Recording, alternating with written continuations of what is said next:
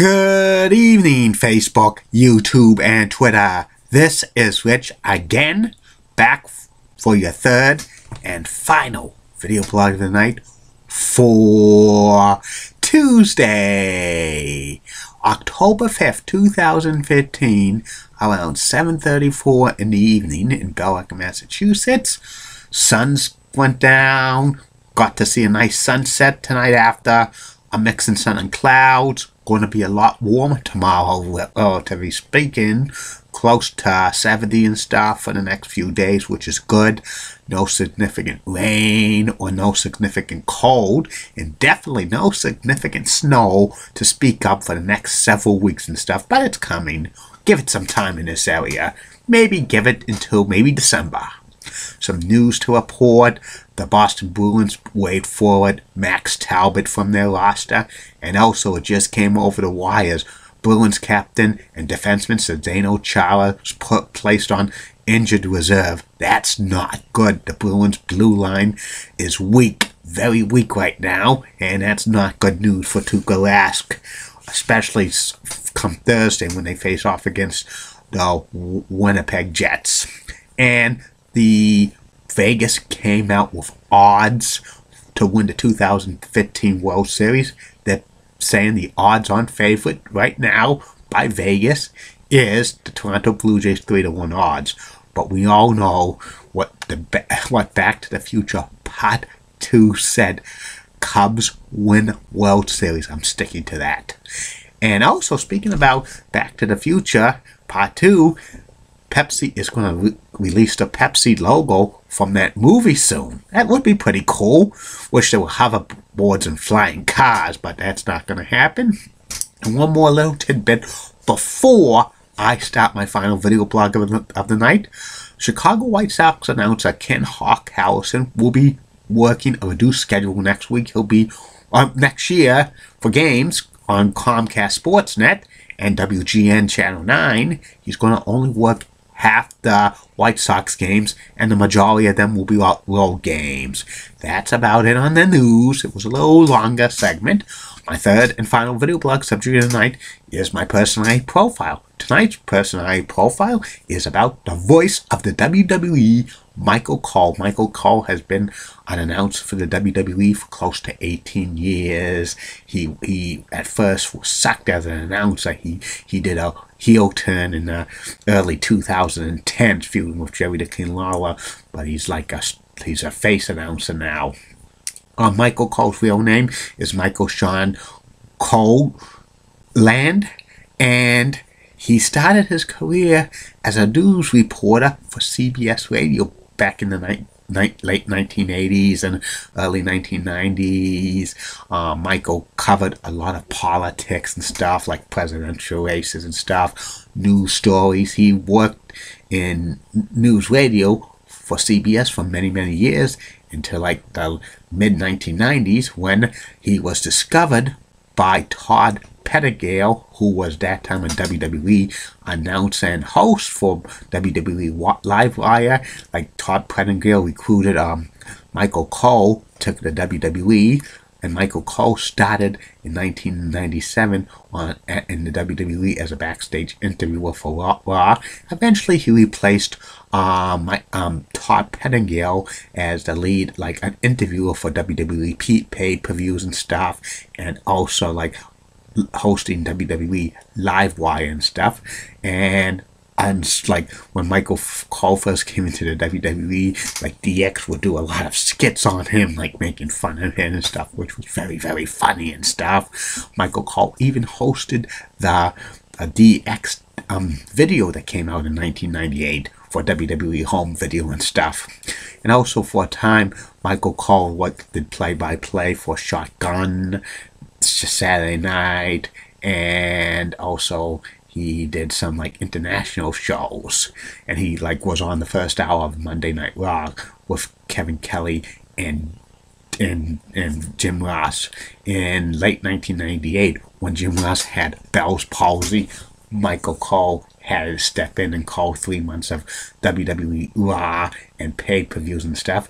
And there was an angle like in March of 1999 when Jim Ross came back and he kicked like Michael Cole in like the south of the border and stuff because he wanted his like job back and stuff with stuff. I thought like Michael Cole would go corporate and join Mr. McMahon's corporation and stuff. That would have been, not that great and stuff. It would have been, my opinion, a little bit horrible because, Vince would have probably kicked him out of the corporation and it probably would have made Michael Cole a face, even though the fans thought he sucked. Eventually, like, Michael Cole went back to become an interviewer, and in like the fall of 1999, WWE introduced SmackDown to its lineup, and Michael Cole became the play-by-play announcer of SmackDown with Jerry the King Lawler. Eventually, he was teamed with Taz, and Michael Cole and Taz called SmackDown and some WWE pay-per-views with the SmackDown brand for many, many years and stuff. Cole and Taz was probably a great announce team and stuff. They should have did Raw in the mid 2000s and stuff. And Michael Cole and Taz actually had their own show on the Howard Stern network on satellite radio for a while in 2006, but that didn't last too long. Also, Michael Cole ran WWE.com for a while and stuff. And in 2008, Michael Cole finally became the lead announcer on Raw and stuff, and he started to be the lead announcer in the WWE for its pay-per-views and stuff, which was pretty good. Eventually, in 2010, Michael Cole became a color man when they had NXT on Sci-Fi and stuff, and that's when he started showing his heel side. He would mock the face wrestlers and stuff. Eventually, Michael Cole would be part of would get the messages from the Raw, anonymous general manager and stuff like that. And then Michael Cole eventually had argued with Jerry the King Lawler and stuff as well. In the November 29, 2010 edition of Monday Night Raw, Jerry the King Lawler got his first shot at the WWE title against CM Punk. Michael Cole interfered and stuff, and this started a long-running feud between Jerry the King Lawler and Michael Cole. Michael Cole actually had his own announce booth and stuff, and it was with a cage and stuff, and it was very funny and stuff. They even got Jim Ross involved in the feud.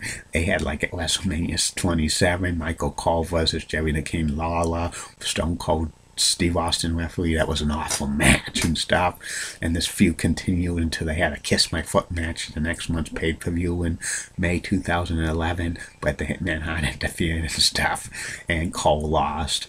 Michael Cole lost. Eventually, Michael Cole and Jerry the King Lawler was back doing the announcing together with other announcers, even though they had Michael Cole was still the heel and stuff, and he would be like that for another year and a half.